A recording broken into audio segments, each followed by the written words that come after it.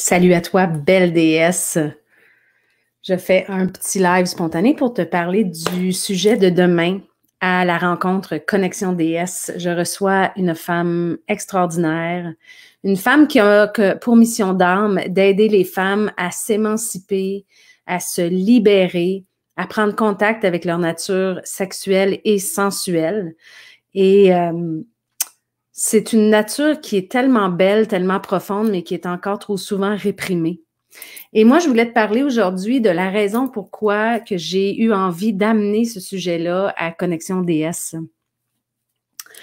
Donc, je te raconte un petit brin de mon histoire, un petit brin de ma vie à ce sujet-là. Dans ma vie, j'ai très souvent eu... en fait, jusqu'à ce que je me marie en 2019, j'ai été, pour la plupart de ma vie, célibataire, en relation. J'avais jamais eu des relations plus longues que 3 ans. OK? Donc, je connaissais pas pantoute c'est quoi, tu sais, une relation à long terme. Mais j'ai quand même eu plusieurs tentatives. J'ai vécu avec quelques hommes, tu sais, des relations qui ont quand même duré un certain temps. Et ce que j'ai vécu dans ma vie, avec les hommes dans ma vie, avec ma sexualité, c'est que c'était jamais assez.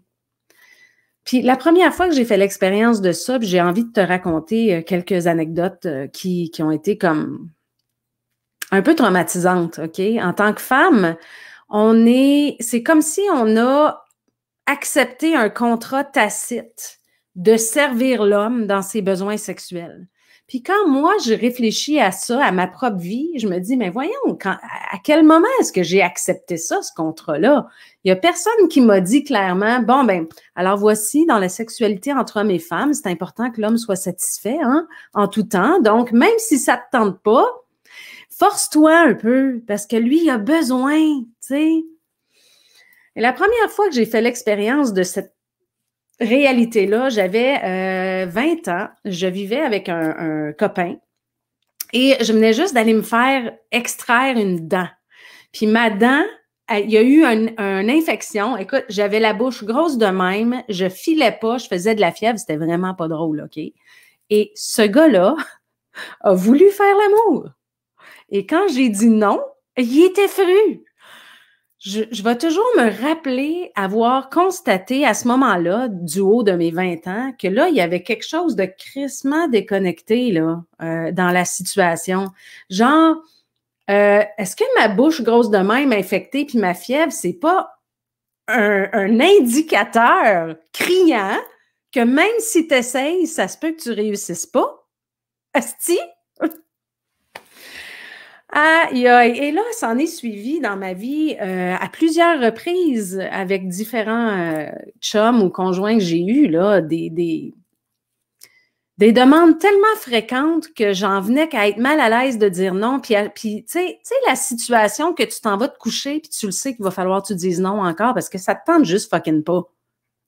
Mais la pression est là, la remise en question qu'on m'a fait vivre à plusieurs reprises. Moi, là, à plusieurs reprises, j'ai entendu « Va te faire soigner, t'es frigide ». Puis, tu sais, la peur de ne pas être aimée, la peur d'être rejetée, la peur, ben, il va-tu me laisser si je fais pas assez l'amour? Tu sais, quand j'étais plus jeune, plus innocente, moins solide en moi-même, je paniquais parce que je sentais qu'on allait me laisser tomber si je répondais pas aux besoins. Je fais souvent la joke là, que c'était comme des chihuahuas pognés sur ma jambe, là, en train de zigner, lâche-moi! Mais j'ai eu aussi, à plusieurs reprises dans ma vie, des chums qui m'ont dit « Ah, tu me sautes jamais dessus, c'est toujours moi qui va vers toi. » Puis, tu sais, moi, j'étais comme « Mais oui, mais tu me laisses pas le temps, vierge. » Puis, on dirait qu'inévitablement, à un moment donné, la sexualité devenait un champ de bataille, tu sais. Moi d'un côté, lui de l'autre. Essayer de s'expliquer, ça fonctionnait pas. Essayer d'expliquer que même si j'ai pas le goût là, mon goût va revenir. Tu sais, je sentais que j'avais une santé sexuelle, mais j'étais pas capable de l'exprimer adéquatement parce j'avais un trop plein. Tu Tu sais, c'est comme du gâteau au chocolat, là. C'est bon, hein? Mais si tu me forces à en manger jour après jour, un moment donné, là, j'en veux plus de ton gâteau. Puis après ça, quand tu vas arrêter de m'en donner, ben ça va me prendre peut-être un bout avant de recommencer à avoir le goût de manger un stick de gâteau au chocolat. Fait que je peux-tu? À force de cheminer, de travailler sur moi, de comprendre mes blessures, d'ouvrir aussi sur ma nature de féminin divin dans ma vie, j'ai commencé à comprendre que les femmes, on a des rythmes différents. Et les hommes, on leur a jamais enseigné ça. Moi, on m'a jamais enseigné que je devais répondre aux besoins de l'homme, mais il y a comme quelque chose de tacite dans notre société, sans même qu'on en parle. Par contre, notre nature, notre nature cyclique, nos rythmes sont différents et ça nous appartient de mettre le doigt là-dessus pour nous. Ça nous appartient de décider d'être dans le respect de ça, même si on a peur de perdre. Je sais que c'est facilement dit, moins facilement fait, mais il reste que jamais nos rythmes vont être respectés si on ne les respecte pas, nous, en premier lieu. Alors, dans ma vie, à un moment donné, j'ai mis mon pied à terre et j'ai décidé que j'allais plus jamais vivre ça, tu sais. Et ça l'a occasionné une rupture. Mais mon Dieu, j'ai tellement respiré après, là, ça se pouvait pas, là. C'était cette relation-là en question, là, c'était des reproches interminables de pas pouvoir, qu'ils pouvaient pas faire l'amour autant qu'ils voulaient. Si, c'était fatigant. Mais j'ai eu peur, tu sais, de perdre. J'ai eu peur de pas être aimée. J'ai eu peur de pas être à la hauteur. Je suis passée à travers beaucoup de peur, beaucoup aussi de questionnement par rapport à ma valeur en tant que femme et ma santé sexuelle à moi, tu sais. Puis quand je suis retombée célibataire, après la rupture là, dont je parle, que, tu sais, à un moment donné, j'en pouvais plus, puis j'ai dit non, là, moi, je peux plus vivre ça, là. C'était vraiment intense, là. Quand je te dis le chihuahua sur ma jambe, c'est pas une joke. Fait que je tombe célibataire, je prends un appartement, je suis seule avec ma fille, puis ben coudonc, regardons ça qui arrive, toi, à un moment donné, au bout d'X nombre de temps, mes pulsions sexuelles naturelles sont revenues.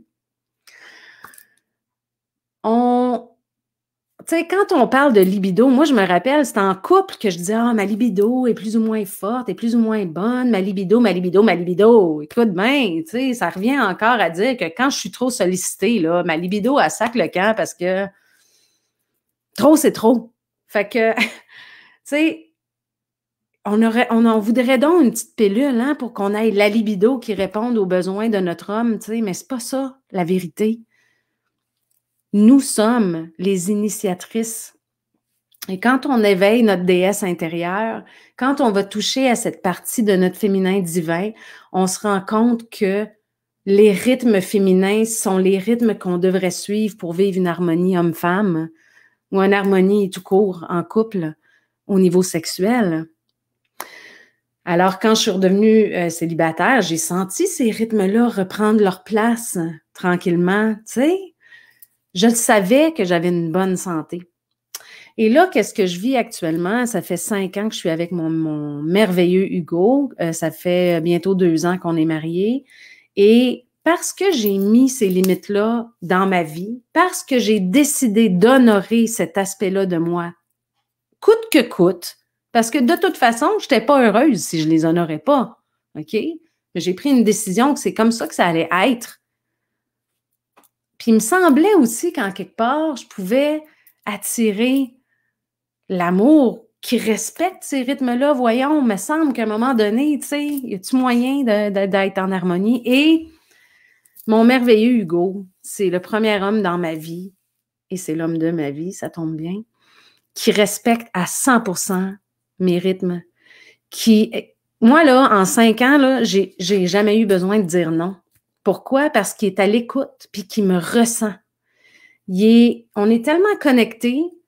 Il y a tellement un grand respect pour moi, réellement, à mon être. Puis on est tellement dans notre liberté d'être aussi que jamais une fois j'ai eu besoin de dire non parce qu'il me sent. Puis, tu sais, je veux dire, on dirait que mon rythme, ben c'est sûr que mon rythme, moi, là, quand mon rythme remonte, il est disponible. Il est super content. Mais c'est que lui, là, il récolte ce que beaucoup d'hommes auraient voulu récolter. C'est-à-dire, parfois, il sort de la douche, puis je suis dans le cadre de porte avec une petite tenue, parce que là, moi, c'est là, tu sais. Ou c'est moi qui l'approche. Tu sais, quand je me faisais dire par d'autres hommes, « Ah, tu me sautes jamais dessus, tu veux jamais, tu veux... » Puis parce que j'avais pas le temps de vouloir, là, ben avec Hugo, j'ai le temps de vouloir. J'ai le temps de sentir mon énergie sexuelle monter, puis j'ai le temps de approcher le moment que j'ai le goût d'initier la relation. Et en plus, je peux aller mettre de la fantaisie là-dedans pour lui faire plaisir parce que il n'attend rien de moi. C'est la première fois de ma vie que je vis ça, puis je sentais en dedans de moi autrefois que c'était possible. Puis là, ben parce que je crois fermement que parce que je l'ai décidé en dedans de moi, je l'ai attiré dans ma vie aussi. Et qu'est-ce qui est extraordinaire, c'est que Hugo, il a un fils. Et son fils, mon chum, il a commencé à y parler de ça, du respect des rythmes de la femme. Alors, je pense que pour chaque homme qui va comme allumer là-dessus, ben il y a un fils qui va naître, qui va être éduqué là-dessus. Quelqu'un me disait l'autre jour qu'une femme ne peut pas éduquer un homme à ce niveau-là. Je pense que c'est sûr que c'est difficile. Moi, j'ai déjà essayé, tu sais, d'en parler, puis d'expliquer, puis de « Oh my God, le cassage de tête! » C'était vraiment pas drôle. Mais ça me touche beaucoup de savoir qu'il y a tellement, tellement de femmes encore qui sentent qu'elles doivent se soumettre aux besoins des hommes à ce niveau-là. Et c'est pas vrai. Puis c'est sûr que quand on met notre pied à terre et qu'on décide de mettre notre limite, il y a de la houle, il peut y avoir du conflit, il peut y avoir... Mais tu sais, de toute façon, là, quand on ne la met pas, notre limite, le conflit, on le vit tout seul à l'intérieur de nous, puis c'est nous qui souffrons. Puis c'est pas ça que ça devrait être. Notre sexualité devrait être vécue dans une harmonie, dans une beauté, dans un échange, une confiance. Mais quand on sent qu'on doit se soumettre, c'est tout l'opposé. Puis aussi, ben, quand on choisit de se respecter puis de guérir cette partie-là de nous, ben, on peut l'enseigner à nos filles aussi, que c'est leur rythme qui devrait dicter le chemin et qui devrait initier la relation sexuelle.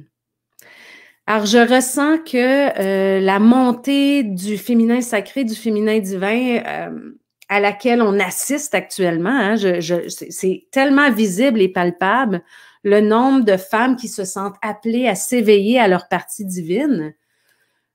Plus on a une montée dans ça, plus respecter nos rythmes sexuels devient une responsabilité.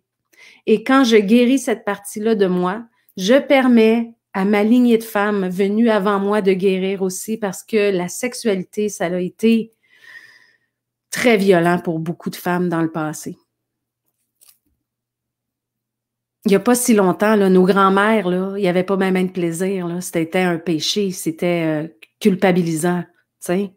Donc, je guéris ça en moi, je guéris ma lignée et je guéris les générations futures parce qu'en plus, je peux l'enseigner à ma fille. Et les hommes qui le comprennent vont l'enseigner à leur fils. Demain, Connexion DS, je reçois Kali Ioni qui a comme mission d'âme vraiment d'amener les femmes à s'ouvrir et à s'émanciper dans leur nature sensuelle et sexuelle. On va parler de ce sujet-là ensemble. Elle est magnifique. C'est une fleur lumineuse. C'est vraiment extraordinaire et c'est pour ça que je voulais amener ce sujet-là à Connexion DS. Si tu n'es pas déjà inscrite, je vais mettre le lien. Si tu t'es inscrit une fois, mais tu as accès dans le groupe Nourris la déesse en toi à toutes les rencontres Connexion DS. Hein? Donc, ça, c'est vraiment génial. Alors là, je dois quitter parce que je m'en vais faire une collaboration dans le groupe de Kat Italiana dans son école de féminin sacré. Je m'en vais parler du lien entre l'alimentation et le féminin divin. Belle déesse, je te souhaite une belle après-midi. Joins-toi à moi demain à Connexion déesse et parlons-en de notre belle sexualité sacrée. Ciao, ciao.